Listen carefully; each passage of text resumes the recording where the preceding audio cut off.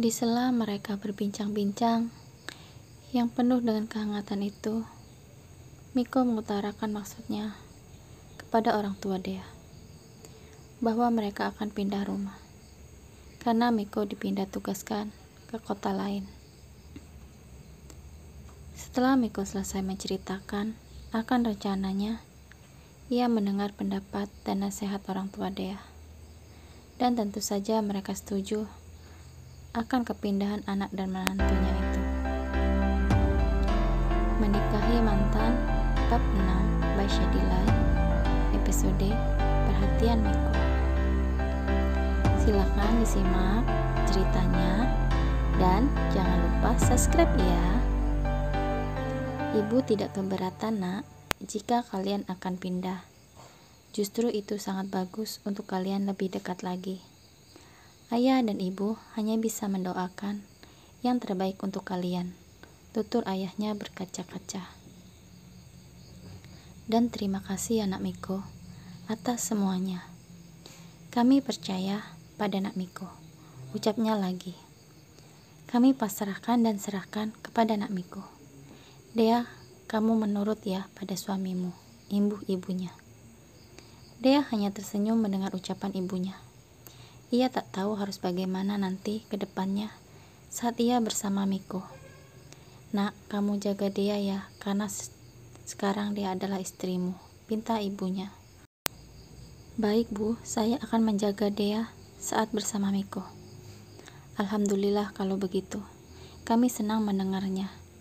Ya sudah, kalian bereskan pakaian dan apa yang akan dibawa ke sana. Biar besok tak buru-buru saat akan berangkat. Baik Bu, ujar Miko dan Dea. Miko dan Dea masuk ke dalam kamar berdua. Bereskan barang milikmu yang akan dibawa, ucap Miko. Dea hanya menganggukkan kepalanya saja. Miko berpamitan pada Dea untuk pulang ke rumahnya. Ia akan mengambil barang yang akan ia bawa. Aku akan pulang ke rumah dulu, ujar Miko. Jawab Dea. Miko hanya geleng-geleng kepala saja, menerima jawaban dari Dea yang singkat, dan hanya dengan sebuah deheman. Miko segera menuju di mana mertuanya itu sedang asik mengobrol. Ia pamit untuk pulang ke rumahnya, mengambil barang yang akan ia bawa besok. Dan ia meminta izin bawa kunci rumah. Takut saat ia akan masuk orang rumah sudah pada tidur. Dan ia tak ingin mengganggu mereka. Ia segera menuju rumahnya yang tak begitu jauh dari rumah Dea. Rumah yang besar dan tampak agak mewah, namun terlihat dingin karena jarang ditinggali oleh penghuninya. Semenjak kedua orang tuanya meninggal akibat kecelakaan 10 tahun yang lalu. Ia segera masuk rumahnya dengan perasaan yang tidak karuan. Akhirnya aku akan tinggalkan rumah ini. Aku akan pergi merantau Pak, ucapnya. Doakan agar aku sukses dan bisa mewujudkan impian kalian.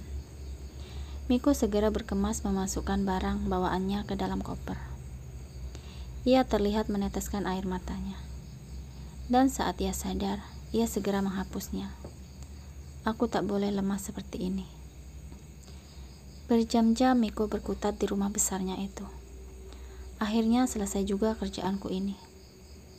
Aku akan kembali ke rumah Dea, ujarnya.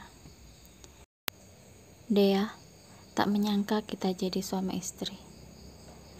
Namun aku tak tahu apa yang akan kamu usulkan nanti saat kita buat perjanjian pernikahan. Apakah kamu begitu tak menyukai aku? Kamu yang dulu meninggalkan aku. Kamu meninggalkan aku karena apa? Aku pun tak tahu. Kau tak pernah menceritakan itu semua kepadaku. Hingga kau jatuh ke tangan laki-laki brengsek itu. Ujar Miko mengingat akan hal itu. Jam sudah menunjukkan pukul 11 malam. Dea sudah tertidur pulas di ranjangnya. Ia sangat kelelahan karena membereskan pakaiannya. Ia tak sadar lagi, ini sudah jam berapa. Miko sampai di rumah Dea. Ia segera membuka pintu rumahnya dan masuk. Apakah semua orang sudah tertidur? Batin Miko. Sepertinya sudah, karena sepi sekali. Miko menuju kamar Dea dan ia mengetuk. Namun tak ada jawaban dari Dea. Ia mencoba untuk membukanya dan ternyata Dea tidak menguncinya sebelum ia tidur. Sudah tidur dia, batin Miko. Ia meletakkan kopernya di sudut kamar. Karena ia pun lelah, ia merebahkan badannya di ranjang itu bersama dengan Dea. Baru berapa menit dia berbaring di ranjang. Dia tanpa sadar memeluknya, seolah ia sedang memeluk sebuah gunung. Miko tak tahu harus bagaimana dia saat itu. Namun ia tak ingin mengambil keuntungan itu. Ia segera melepaskan pelukan Dea. Tapi Dea tak ingin melepaskannya begitu saja. Dan akhirnya Miko pasrah saja dengan itu. Karena ia juga sangat lelah. Bukan aku juga yang mau, ujarnya dalam hati. Dirimu sendiri yang mau melakukannya padaku. Miko memutuskan untuk tidur juga dalam keadaan tubuhnya dipeluk Dea. Pagi hari pun menjelang. Dea menguap tepat di hadapan Miko. Ia belum sadar jika ia memeluk Miko. Kok sepertinya ada yang aneh ya, batin Dea. Ia langsung membuka matanya. Melihat apa yang ia lakukan pada Miko, ia pun membelalakan mata indahnya. Oh, kenapa begini? Ucapnya. Kenapa bisa aku memeluk Mas Miko?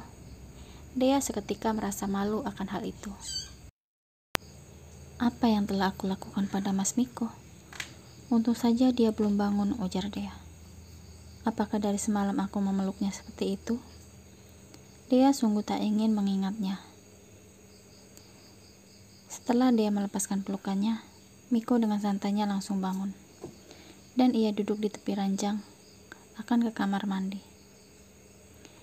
Dea hanya menggigit bibirnya saja, mengingat kejadian tadi, karena rasa malunya. Miko melirik sejenak melihat tingkah Dea. Ia hanya tersenyum tipis melihat itu. Aku tak tahu kapan kau akan mencintaiku lagi. Namun aku juga tak berharap lebih, batin Miko. Sekian cerita menikahi mantan. Nantikan kisah selanjutnya ya, dan cerita lainnya. Jangan lupa subscribe agar channel ini lebih berkembang. Thanks for watching.